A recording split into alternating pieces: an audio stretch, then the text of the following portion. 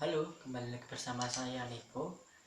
Di sini kita akan membahas suatu komponen elektronik yang bernama portoboard atau biasa di toko elektronik itu disebut breadboard atau papan roti. Entah kenapa dinamakan papan roti, karena dia berpori banyak seperti roti atau dia bisa disobek seperti roti sobek, juga nggak tahu. Tapi nama teknisnya portoboard atau breadboard.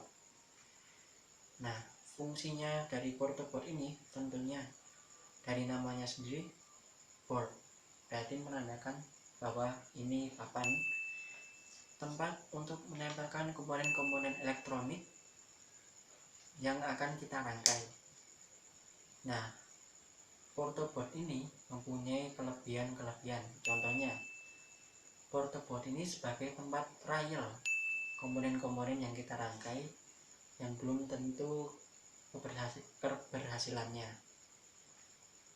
Karena sistem dari portoboard ini plug and play, tidak seperti PCB yang berlubang maupun PCB polos yang harus kita solder, dan apabila ada suatu kesalahan kita harus selesaikan soldernya, kita sedot timahnya, yang akan sangat ribet sekali. Sedangkan portoboard ini memiliki kelebihan yaitu plug and play.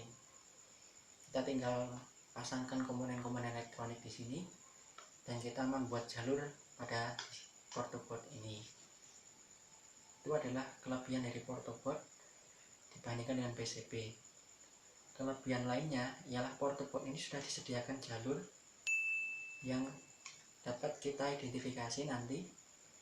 Jalur-jalur ini juga memudahkan kita sehingga dapat meminimalisir penggunaan kabel yang panjang-panjang dan yang berlebihan. Dan portoboard ini pun bisa digabungkan dengan portoboard lainnya sehingga menghasilkan papan kerja yang lebih luas dan lebih lebar. Contohnya, saya memiliki dua portoboard di sini, ingin saya gabungkan. Di sini di ujung portoboard terdapat suatu cenilan dan di sini terdapat suatu lubang. Kita tinggal pasangkan saja. Nah, seperti ini.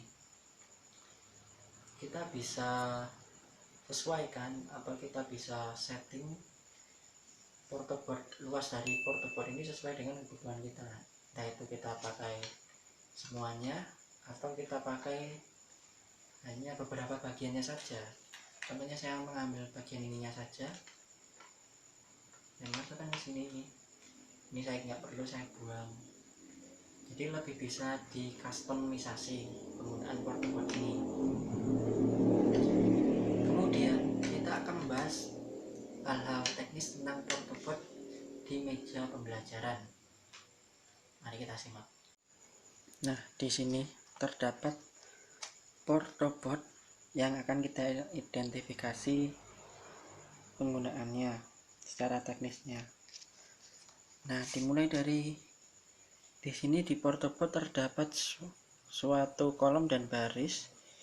Di sini terdapat A, B, C, D, F, G, H, I, J yang tersusun secara vertikal, dan yang secara horizontal adalah angka 1, 5, 10, 15, 20 dan seterusnya hingga angka 60. Kemudian apabila di sini kita setting A1, berarti di sini adalah baris A, dan kolom 1 berarti di sini A1. Sedangkan jika kita ambil contoh E5 berarti baris E dan kolom 5 dan pertemuannya adalah di sini E5. Seperti itu. Ini memudahkan kita ketika kita melakukan suatu rangkaian yang jumlah komponen dan kabelnya itu banyak. Kolom ini sangat membantu sekali. Kemudian dari konektivitas dan jalurnya, portoboard ini memiliki konektivitas yaitu yang di sini satu garis atau satu line ini terhubung semua, dan satu line ini terhubung semua. Line ini dengan line ini tidak terhubung, dan line ini, line yang ini dan line atasnya itu tidak terhubung, dan line ini itu terhubung semua ke bawah secara vertikal, sedangkan secara horizontal mereka tidak akan terhubung. Dan kalau terhubung berarti itu terdapat suatu kerusakan. Berarti terhubung, kemudian ke horizontalnya tidak. Dan apabila penyeberangan ini pun juga tidak terhubung, antara F dan I tidak terhubung karena dia sudah terpisah di sini. Jadi dia hanya terhubung bagian ini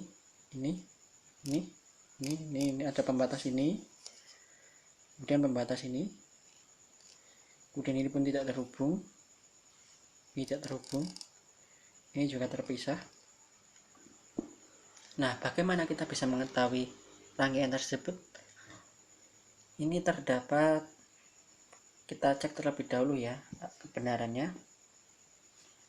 Saya akan mengambil kabel terlebih dahulu. Nah, kabelnya seperti ini. Kita akan coba pasangkan di kaki sini,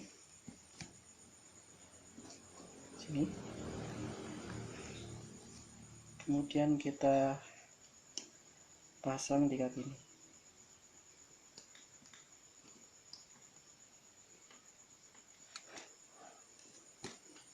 Masuk dengan tepat. Sini ya, seharusnya kita menggunakan kabel yang tunggal ya teman-teman, kabel tunggal yang kecil dan sesuai. Di sini karena saya tadi mencari tidak ada, saya menggunakan yang ada saja. Kemudian di sini saya menggunakan alat bantu avometer yang digital atau digital multimeter.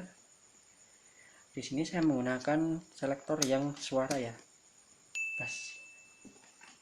Jadi ketika ada konektivitas dia akan berbunyi seperti itu, dan layar pun tidak akan menunjukkan OL atau overload. Kita coba saja, kita hubungkan ini dengan ini. Dia bunyi ya, berarti dia terhubung. Bila saya ganti ini ke sini, oke, apakah terhubung? Seharusnya tidak. Nah, tidak ya teman-teman. Kemudian kita cek bagian ini.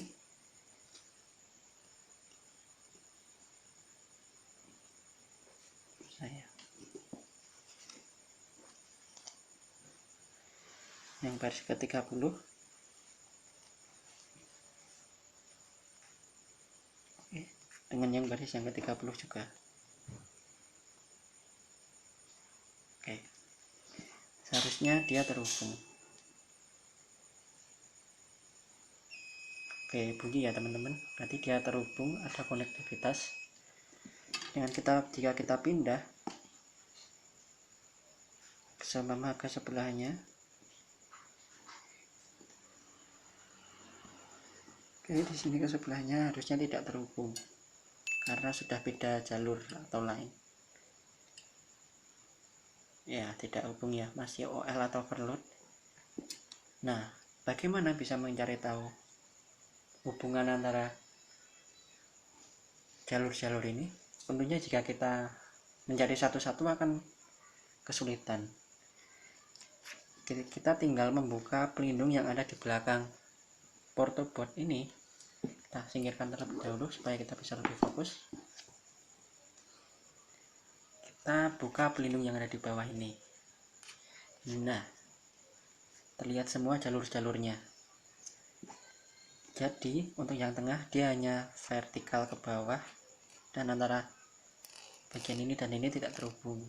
Sedangkan yang untuk yang memanjang tadi, dia ada pemisah di tengah, dan antara atas dan bawah tidak terhubung. Dia cuma horizontal dan horizontal, tengahnya ada pemisah, horizontal.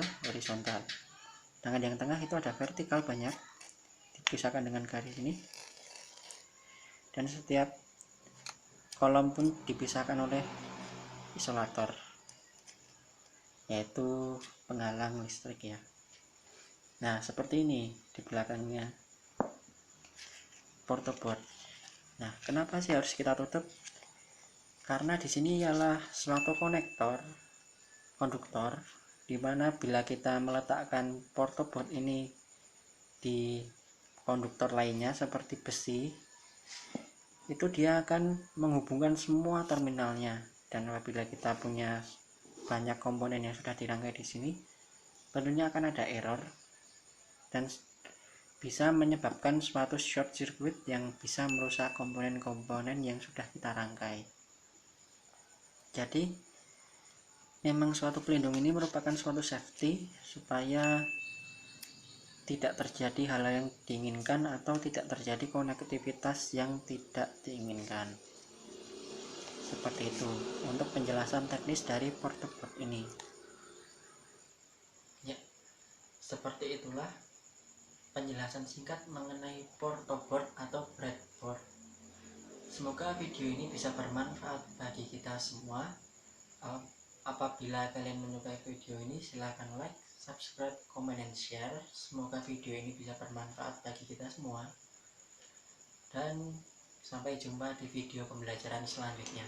Terima kasih.